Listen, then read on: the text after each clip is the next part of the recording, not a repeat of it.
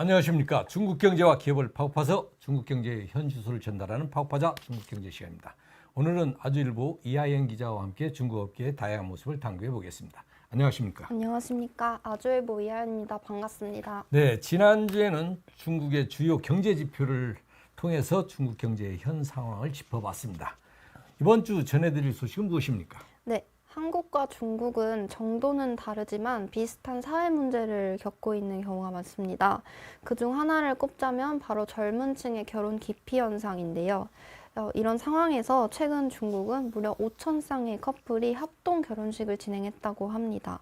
중국 50개 지역에서 5,000쌍이 같은 시간에 단체로 결혼식을 올린 것인데요. 이번 단체 결혼식은 1949년 중국 건국 이래 당국이 주선한 결혼식 중 역대 최대 규모라고 합니다. 예, 엄청나군요. 5천 쌍이라니 대규모의 합동 결혼식인데 중국이 합동 결혼식을 한 이유는 어디에 있습니까? 네, 합동 결혼식은 이제 경제적 부담으로 결혼을 기피하는 젊은이들에게 결혼을 장려하는 목적에서 마련이 됐는데요. 중국의 한 인구 통계 전문가는 최근 결혼 비용으로 혼인율이 감소하자 중국 당국이 간소화된 예식을 장려하고 또 결혼 비용을 줄이면서 혼인율을 높이려는 목적이 있다고 언급했습니다. 실제로 중국의 올해 상반기 혼인신고 건수는 343만 건인데요. 지난해 대비 50만 건 감소했다고 합니다. 이런 와중에 중국 지자체들은 한 건의 혼인신고라도 더 받겠다면서 연장 근무에 나서기도 하고 시정부가 신혼부부에게 복권을 증정하는 캠페인까지 벌였다고 합니다. 예, 잘 알겠습니다. 이번 주는 중국 당국이 혼인율을 높이기 위해 각종 대책에 나섰다는 소식을 전해드렸습니다. 지금부터는 중국 기업을 소개할 시간인데 오늘 소개할 기업은 어떤 기업입니까? 네, 오늘은 중국의 우체국에 대해 알아보려고 합니다. 중국에서 직구를 하거나 택배를 보낼 때 한 번씩은 접할 수 있는 기업이 아닐까 싶은데요. 저도 중국 유학 당시 이제 대학교 내 이 우체국에서 택배나 편지를 보낸 적이 있습니다. 오늘 소개할 기업은 중국의 국영우체국 중국우정집단 유한공사입니다. 중국우정은 중국의 우편 업무를 담당하는 주간 국유기업이고요. 1949년에 설립돼 75년이 넘는 역사를 갖고 있는 중국에서 가장 오래된 우편 서비스 기관입니다. 중국우정은 2007년 1월 정보산업부 산하에 중국국가우정국을 개편을 해서 규제기관인 국가우정국과 운영기관인 중국우정그룹으로 분리해서 발족이 되었고요. 재정부가 800억 위안, 하나로 약 15조 원의 자본금을 출자해서 공사 형태의 우정그룹을 설립했습니다. 같은 해에는 우편 업무와 또 금융 업무를 분리해서 중국우정저축은행이 또 설립이 되었고요. 이후에는 생명보험회사랑 또 중국우정물류유한공사가 정식으로 개업을 했습니다. 2015년에 우정사업과 물류사업을 통합을 해서 중국우정그룹이 재편이 되었고요. 2019년에 중국 국무원의 비주원을 거쳐서 지금의 중국우정집단유한공사가 되었습니다.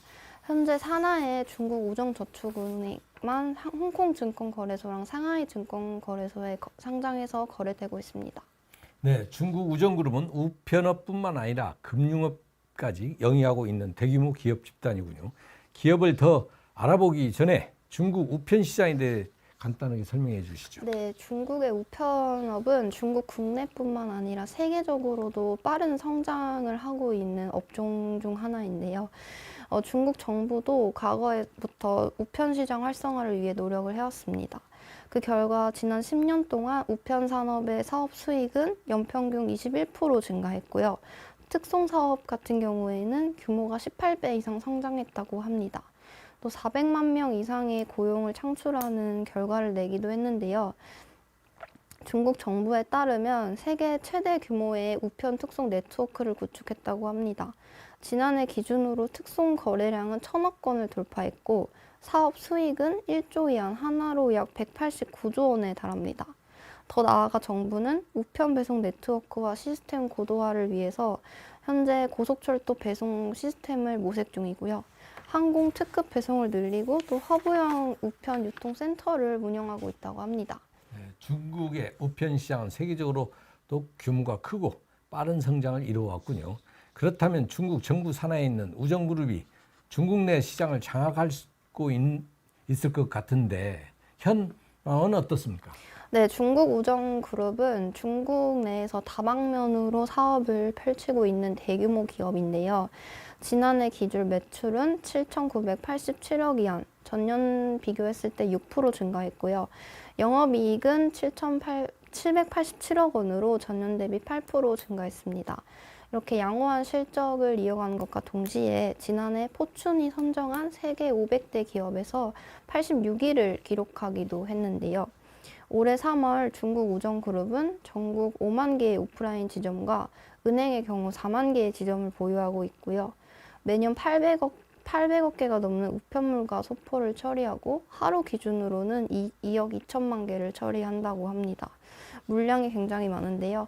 물류 네트워크 역시 상당합니다. 약 36만 대의 운송 차량이 전국 각지를 커버하고 있고요. 항공 같은 경우에는 자체적으로 화물 항공기를 약 30대 정도 보유하고 있는데 연간 운송량이 수백만 톤에 달한다고 합니다.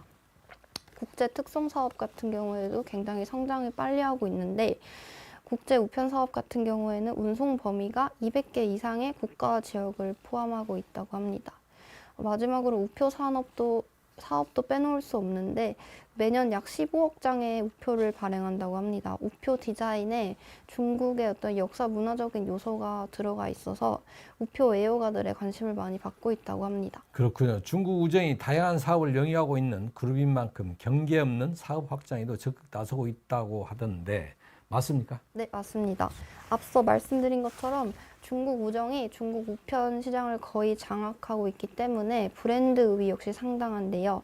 잘 알려진 브랜드 이미지와 또 신뢰성으로 소비자들의 관심을 빠르게 끌 수 있고 시장 경쟁력을 높일 수 있는 강점이 있습니다. 전국적으로 대리점이랑 물류 시스템을 구축을 하고 있어서 점포 우위까지 갖고 있는데요. 이런 이점을 활용해서 중국 우정은 슈퍼마켓 사업 열고 또 이후에는 중국 우정약국을 열면서 제약 분야에도 진출을 했습니다.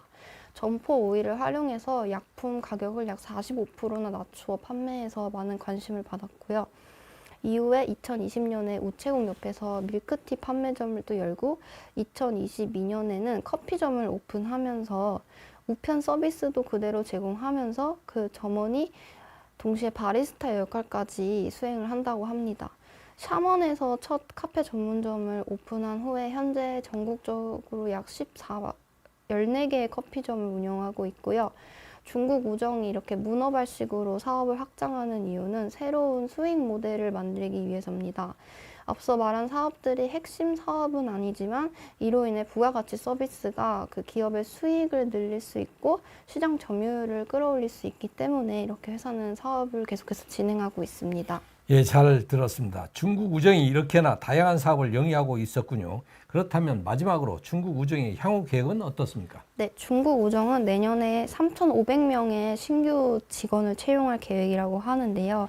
이렇게 많은 직원을 채용하는 것은 이제 중국 우정이 사업을 좀 대규모로 더 확장하고 시장 요구에 따라 움직일 계획이라고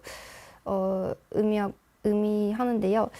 뿐만 아니라 전자상거래의 급속한 발전으로 회사는 물류 자동화와 또 디지털 분야에서 기술 혁신이 중요하다고 생각해 전문 인력을 고용해 기술 개발에 힘쓸 예정이라고 합니다. 네, 오늘은 중국 우체국 국영기업 중국 우정에 대해 알아보았습니다. 우편 사업을 넘어 택배, 금융 등 다양한 분야에서 사업을 영위하고 있는 그룹입니다. 중국 우정은 많은 매장을 보유하고 있어 대규모 확장의 토대를 마련할 수 있다는 큰 이점을 가진 기업입니다. 이런 이점을 활용해 커피, 밀크티, 슈퍼 등 소비자들이 선호하는 사업을 계속해서 확장해 나가고 있습니다. 중국 우정이 뛰어든 사업들이 향후 어떤 모습으로 소비자들에게 인식될지 기대됩니다. 오늘 방송은 여기까지입니다. 네, 궁금하시거나 알고 싶은 중국 기업이 있다면 아래 댓글로 남겨주세요. 마지막 경제 5개 국어로 세상과 소통합니다. 따뜻한 미디어 아주경제. 오늘도 아주 경제적인 생각을 전합니다. 아시아의 중심에서 세계를 만나는 원칙과 상식의 정도 언론 아주경제.